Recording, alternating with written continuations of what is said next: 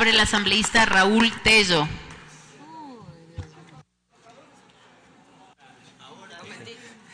Señora Presidenta, muchas gracias. Compañeros, compañeras asambleístas, Mechita, muchas gracias. Como siempre, a la orden, compañero. Carlitos decía, cuánta doble moral. ¡Bravo! Y desde luego que al escuchar a determinados asambleístas, lo que podemos ver es cuánta doble moral.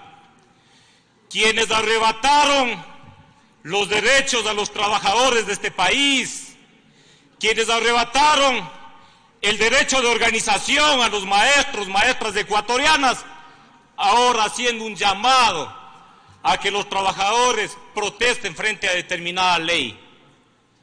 Quienes beneficiaron a los grupos empresariales que hoy cuestionan. Sí, el mismo empresario que se benefició del negociado de los patrulleros, también es el que prestó el avión para la última campaña electoral y también está beneficiado por esta ley. Entonces, ¿de qué estamos hablando? Estamos hablando de que son exactamente lo mismo. Así que aquí no se bajen de la camioneta, no se laven las manos. Es del gobierno de ustedes. Ustedes impulsaron este gobierno y es el mismo proyecto político de ustedes, que ahora están separaditos, Señores asambleístas.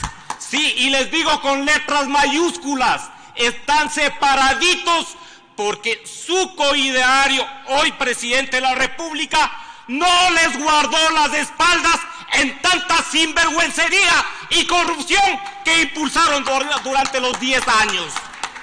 Eso es todo lo que les separa. De ahí en lo demás, están juntitos de la mano, satisfechos. Es exactamente el mismo proyecto político. Los beneficiados de los 10 años que dijeron de la década ganada son los mismos. Y claro, ahora sí, lo que tenemos es que reconocer la crisis, ¿no es cierto? La crisis que tanto negaron. Es que claro, ¿cómo van a reconocer de que en el país existe crisis quienes se andan paseando por el imperio con la plata de los ecuatorianos? Quienes viven a todo lujo en Bélgica o quienes están de paseo, de safari en África. Entonces para ellos no hay crisis, pues. Hay crisis para los ecuatorianos y ecuatorianas que no tienen trabajo, que no tienen empleo, que tienen que rajarse el lomo para conseguir unos cuantos dólares que les permita solventar las necesidades de sus familias. Yo realmente no entiendo cómo podemos ser indolentes ante esta situación de los ecuatorianos y ecuatorianas. Claro, y tenemos una crisis, pero yo creo que ahí sí es importante saber definir las cosas, pues. ¿Quién tiene que pagar el costo de la crisis? Tienen que pagar los responsables, quienes generaron esta crisis, quienes les llevaron al país a esta situación de catástrofe, a pesar de haber tenido ingentes recursos económicos que pudieron permitir el desarrollo del país en las diferentes áreas. ¿Quiénes deben de pagar la crisis? La crisis tienen que pagar quienes se beneficiaron de esas obras realizadas con sobreprecios y de mala calidad. Tienen que pagar quienes también se beneficiaron de los negociados petroleros. Y no tiene que pagar el pueblo ecuatoriano. Claro que no estamos de acuerdo con que se eliminen los subsidios. ¿Por qué tenemos que pagar la crisis quienes no nos hemos beneficiado? ¿Por qué tenemos que sacar la plata de los bolsillos de los más humildes para pagar la crisis generada por quienes nos gobernaron durante la última década?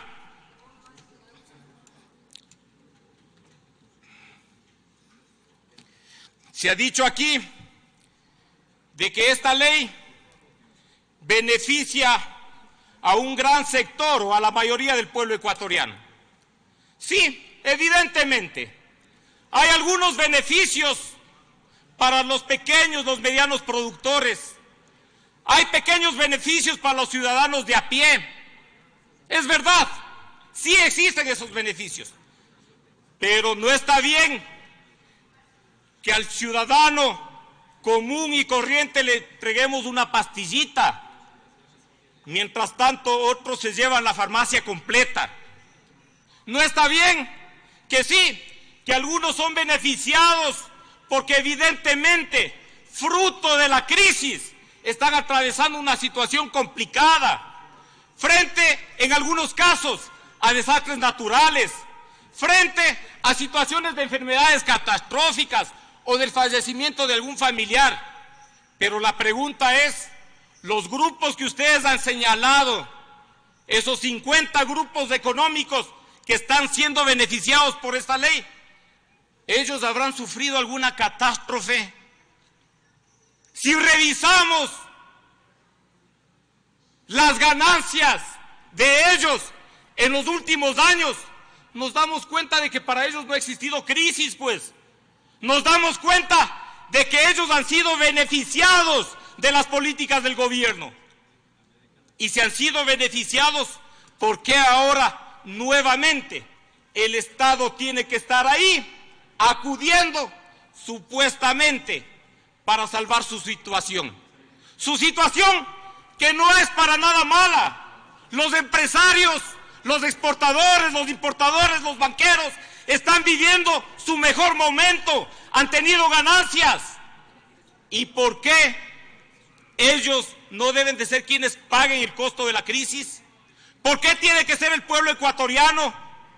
¿Por qué se le tiene, como siempre y una vez más, ahora ponerle sobre los hombros del pueblo ecuatoriano la carga, el peso de la crisis?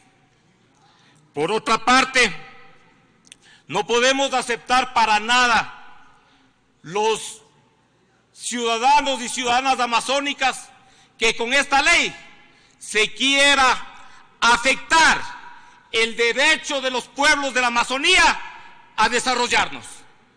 Luego de que tenemos una ley fruto de la exigencia, de la lucha de los ciudadanos amazónicos, fruto también de la consecuencia de esta Asamblea Nacional con la Amazonía, que a través de esta ley, que se dice que es una ley de fomento productivo, se quiera afectar los derechos de los pobladores de la Amazonía, que históricamente hemos sido relegados. En ese sentido, yo sí aspiro que esta Asamblea Nacional le volvamos a decir a la Amazonía: estamos con sus derechos, estamos junto a ustedes en la perspectiva de que tengan recursos para desarrollarse. No los que nos merecemos, no los recursos que la Amazonía necesita para alcanzar un pleno desarrollo, especialmente en las comunidades más apartadas, pero sí en algo que se satisfaga esas necesidades que tienen nuestros pueblos. Una ley de fomento productivo, sin duda alguna, debería de significar la posibilidad de generar fuentes de empleo. Y al respecto de eso yo sí quiero manifestar de que debemos de pedir una explicación a los funcionarios del INEC y al Ministerio del Trabajo al respecto de los datos estadísticos que se han venido dando al respecto de la situación del empleo en nuestro país. Porque no está bien que unos funcionarios nos den una información y otros funcionarios nos den otra información.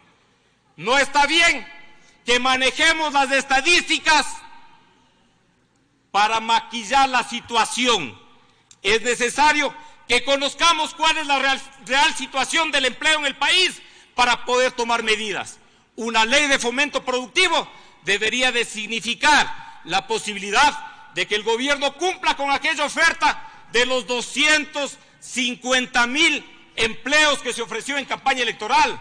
debería de significar la posibilidad de que los pequeños, los medianos emprendedores tengan acceso a crédito más barato, tengan acceso a un crédito que les permita emprender en negocios, en actividades productivas que generen empleo, que generen trabajo, tomando en consideración además que el 60% de los empleos en este país son generados precisamente por los pequeños y medianos productores, y es hacia allí a donde debería ir la intervención del Estado, la acción del Estado, en la perspectiva fundamentalmente de generar empleo, de generar trabajo, de generar producción, de generar riqueza, de generar mejores condiciones de vida para los ecuatorianos y ecuatorianas. Gracias, Presidenta.